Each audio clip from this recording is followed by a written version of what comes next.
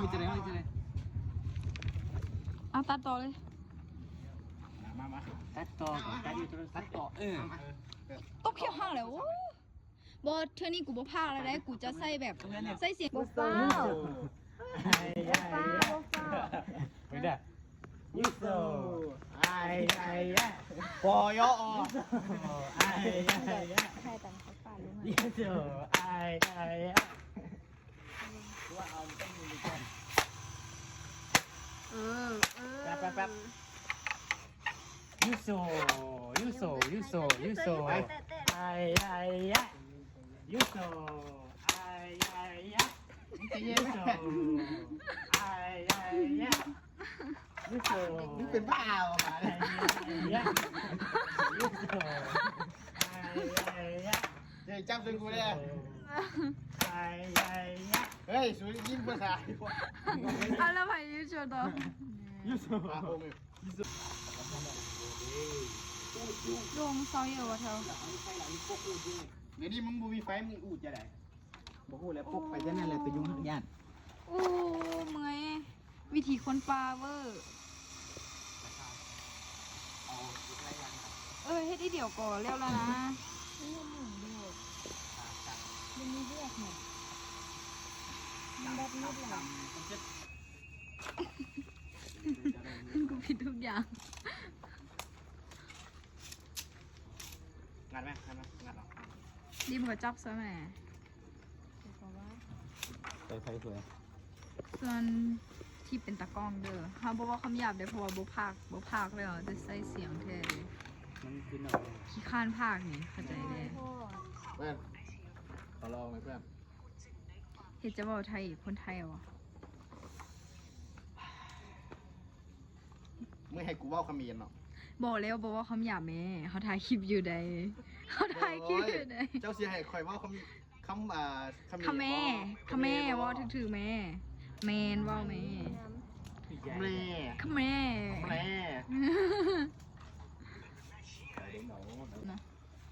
โดมึงกับบังรถแท้ว่าออกดูคือวิญญาณเลยบ้างไหมมาเปิดห้องวันนี้มาโดนถือเบิ้งแม่เขามาเนี่ยกูพูดซ้ำก่อเขามาน่ะพอดีกูออกมาเบิ้งเห็นรถนั่นกว่ามันรถบัจจัยบอกว่าคือเขามาถามมึงโดนแล้วเมื่อกี้กูบอเซ็ตบอกเลยเขายางสอกไปสอกมาประจวบมึงโอ้กูอยู่ในห้องสิให้เป็นโรคไขห้องแต่ละห้องนี่โดนได้จับมีอะไรเห็นมึงกูบอเซ็ตหาแล้วเรากูออกมาแล้วกูนั่นรถไผ่ว่าแล้วกูยินเสียงรถนี่กูว่าแมนเขาแล้วกูออกไปกูย่างลงไปกล้องพอดีเขาย่างไปสามกีฬากูแบบเลยคือแบบกูขี่รถมากูเห็นเขาเล่นลูกสนามกีฬาต่อไม่ได้เลยบอกมานี่ไปย่างลิ้นเกินเขากับบูฮู้คือกันแหละเขาไปเห็นเนี่ยพอดีลงไปพูดในแลนไปเลยคือบอกเอาไว้ดีแล้วก็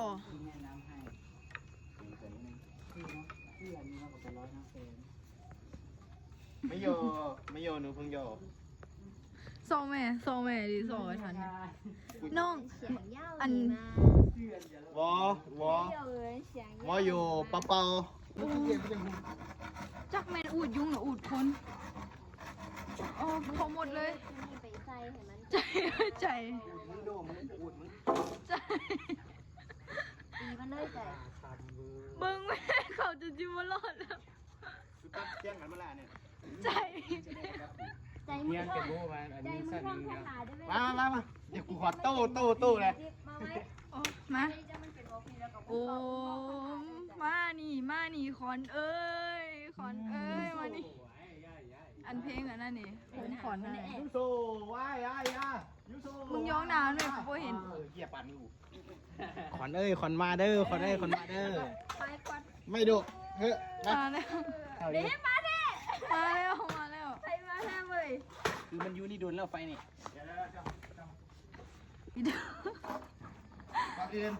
ไปลง YouTube เราบอกเขาออกโบเลยบัดดี้เอาผ้าออกโบได้เขาซื้อดอกไฟเห็นไหมแมนแล้วสนับสนุนดอกไฟได้สายไฟแดค่าไฟนำค่าไฟบนไทยเชื่อผมเขาจะ3 มื้อ3 มื้อ 3 มื้อว่าดี3 มื้อว่าดี มันบุกขนาดนั้นแฟนมันก็เฮ็ดอันนี้กูเห็นแฟนมึงอยู่ คือมื้อนี้มึงเป็นหยังมึงด่ามึงหลายแท้มื้อนี้มึงเป็นหยัง แฟนมึงเห็นอันนี้แฟนมึงเห็นอันนี้ ปกติมึงจะด่าบัดดีแต่มามื้อนี้มึงด่าบัดโด ก็เบิ้งมันอายุแล้วนะก็ไปปาดแล้วปาดอะไรนั่น เอาก็แฟนมึงเห็นอันนั้นด้วยมึงก็บอกอย่างมันเนี่ย มันของเฮ็ดอันนี้ โอ้ยกูจะว่ากูบ่ไหวสอนมึง ตาย เอาอีกดูดิเอาอีกดู บอมึงทายกูแล้วเขาก็เลยใจ มึงรีหยดแม่น่ะน้าบอก เขาว่ามันบูมวนภาค3 สิเบิ่งอยู่ภาค3บ่เบิ่ง มันคือขี่เขาเปลี่ยนภูมิ เฮ้ย เฮ็ดดอก ตานไปมันนานเลยเริ่ม เฮ็ดดอกมึงก็เข้ามา ตานเลยวันชวด ใจบูซายัน บัวมาใจไปลูกติดตายเลยกู เมื่อยนี่ว่าเทเอาเมื่อยนี่แต่ละมือแบบต้องมาเห็นอย่างกับเมื่อยก็มาเห็นอย่างกับมันเห็ดอ่ะ หมอพี่ เมื่อยอ่ะเนี่ยนี่กับพาไม่มันเป็นมีแต่2 คนเลยนะไปโดนมันบ่เห็นอย่างเลยนะ อีนี่กูว่าอีกแหละ เรื่องกู ใจจังจะเอาเด้อ ใจพกก่อนเนี่ยใจเอ้ยมึงพอก่อนไปคำมันดับก่อนแล้วค่อยอูดใส่อีกไป มึงเอาหลังนี่อูดเลยใจ เมื่อยไป หลังนี่อูดตายก็ทำมึงเนี่ย ใจแป๊บนึงใจมันตาย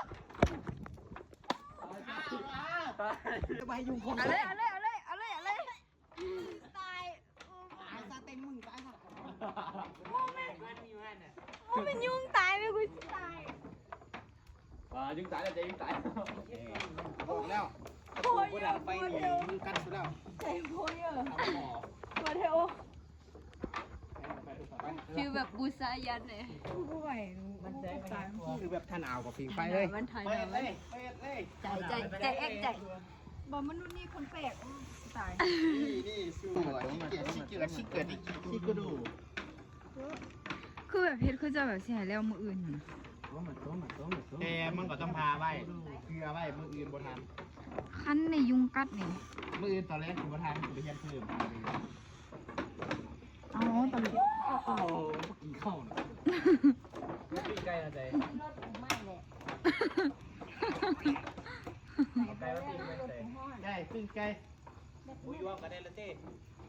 ปินเลย ถามมันบ่หอดดอกความหอดตรงนี้ทำเลยทำไมทำลูก เออ เออ เออ ไปใจทั้ง เออ ไปอุ้ยไปถึงงานให้ ไม่เป็น ว้าวอุ้ยว้าว อู้ ทับหนาวไปดิเลย2,000 ว้าว มึงมาเบิ่งแม่ทับแท้ก่อนถ้าสมมุติมันเช็คออกมาบ่ดีระดับออกเลยแหละ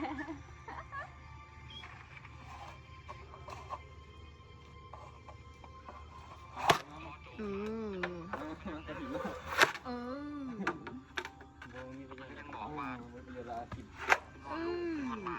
1,000 กิโลพอ่าาด้วยนะ ทำเอาเด้อเดี๋ยวนึงน้ำพาวรุดหรือโมเบียนไส้อะ ใจมึงบ้าง กูช่วยกูเสือกถ้าคนนี่มันแต่ในนี่ในนี้เป็นรอยไม่ชอบนอนไม่เรียนเอาคนละท่อน พอเศร้า มันไม่ได้ดีกว่าปาเจ้าเอาอันนี้นะเอาอีกที่เป็นแช่ดึงท่านอะไรต่ออะไรไปมาตีสอง เกือบบ่มีหลอกเด้อบอกไว้ก่อน เกือบบ่มีหลอกเด้อ ยังอีผ่าเองเนี่ยกูเอาซ้ำนี่ก็ได้แต่ พอก่อนแม่ก็ลองเบิ่ง บ่ ก่อน มัน ไง อันนี้พ่นเนี่ยดีมึงคิดแม่น้อยหลายมันจะเป็นรอยนี่